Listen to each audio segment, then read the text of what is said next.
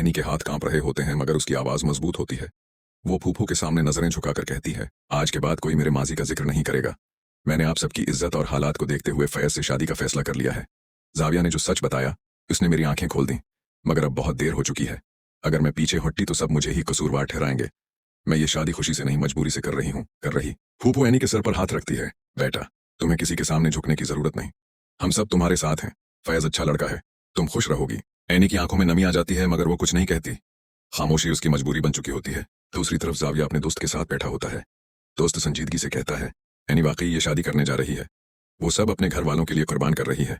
उसकी फूफू पूरी कोशिश में है कि ये रिश्ता किसी भी कीमत पर हो जाए। जाविया की आंखों में एक सख्ती आ जाती है। उन्हें लगता है एनी खामोशी से बर्बाद हो जाएगी, मगर फैज के बारे में एक ऐसा सच है जो सब कुछ बदल देगा। मुझे बस आखिरी सबूत चाहिए। दोस्त घबरा कर कहता है, वक्त बहुत कम है। जाविया धीमी मगर पुख्ता आवाज में कहता है, ये शादी नहीं होगी। वक्त गुजरता है, हल्दी मेहंदी सब कुछ हो जाता है। एनी हंसती नहीं, बस अदाकारी करती है। अंदर ही अंदर वो टूट चुकी होती है। हर रस्म उसके दिल पर एक और जख्म लगा रही होती है। निकाह का दिन आ जाता है। एनी दुल्हन के लिबास में सीढ़ियां उतरती है, आंखों में आंसू, चेहरे पर खामोशी। सब मेहमान मौजूद होते हैं। निकाह खौआ कागजात खोलता है। क्या आपको फैज कबूल है? एनी के होंठ हिलते हैं मगर आवाज नहीं निकलती। अचानक दरवाजा जोर से खुलता है। रुक जाइए। जाविया पुलिस के साथ अंदर दाखिल होता है। ये आदमी धोखेबाज है, इसकी कंपनी जाली है। उसने एनी को झूठे ख्वाब दिखाकर फंसाया। हमारे पास तमाम सबूत मौजूद हैं। पुलिस फौरन फैज को पकड़ लेती है। हथकड़ियां लगती हैं। फैज चीखता है, ये सब झूठ है, मगर पुलिस उसे बाहर ले जाती है। हाल में सुनाटा छा जाता है। एनी साकित खड़ी होती है, फिर उसकी आंखों से आंसू बहने लगते हैं।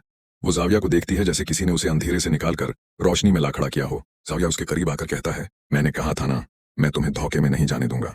इन्हीं टूटे हुए लहजे में कहती है, अगर तुम ना आते तो मैं अपनी पूरी जिंदगी झूठ के साथ गुजार देती। उसकी माँ उसे गले लगा लेती है, हमसे बहुत बड़ी गलती हो गई थी, हमें माफ कर दो। फूफू शर्मिंदा खड़ी रह जाती है।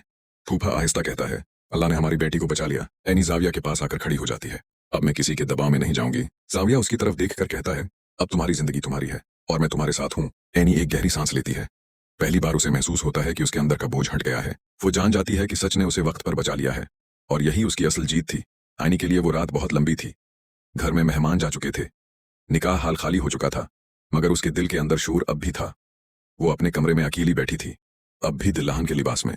आईने में खुद को देखती तो उसे वही लड़की नजर आती जो चंद घंटे पहले एक झूठे रिश्ते में बंधने जा रही थी। इसने आहिस्ता से दुपट्टा उतारा। उसके हाथ कांप रहे थे।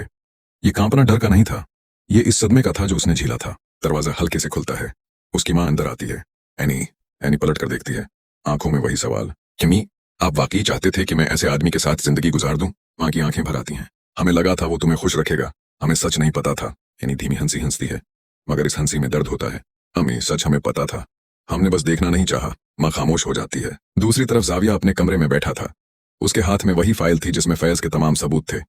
जाली कंपनी, जाली अकाउंट्स, झूठे कागजात, वो सब कुछ उसने एनी के लिए इकट्ठा किया था। उसका दोस्त आकर बैठता है, तुमने आज एनी की जिंदगी बचा ली। जाविया आहिस्ता कहता है, नहीं, मैंने सिर्फ उसे बर्बाद होने से रोका है। जिंदगी बचाने के लिए अब भी बहुत कुछ बाकी है। दोस्त हैरान हो जाता है, अब भी?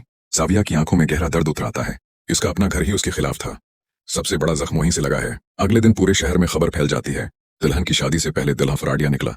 पुलिस ने निकाह के वक्त गिरफ्तार कर लिया। लोग एनी के बारे में बातें करने लगते हैं, कोई हमदर्दी, कोई तजस्सुस, कोई इल्जाम। एनी ये सब सुनती है मगर खामोश रहती है।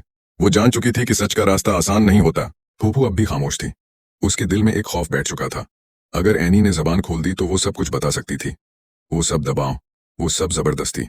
फूफू एनी के कमरे में आती है, बेटा जो हुआ भूल जाओ, घर की इज्जत का ख्याल रखो, बाहर बहुत बातें हो रही हैं। एनी पहली बार सीधी उसकी तरफ देखती है। फूफू, घर की इज्जत हमेशा औरत की खामोशी से क्यों बचाई जाती है? फूफू के पास कोई जवाब नहीं होता। जाविया एनी से मिलने आता है।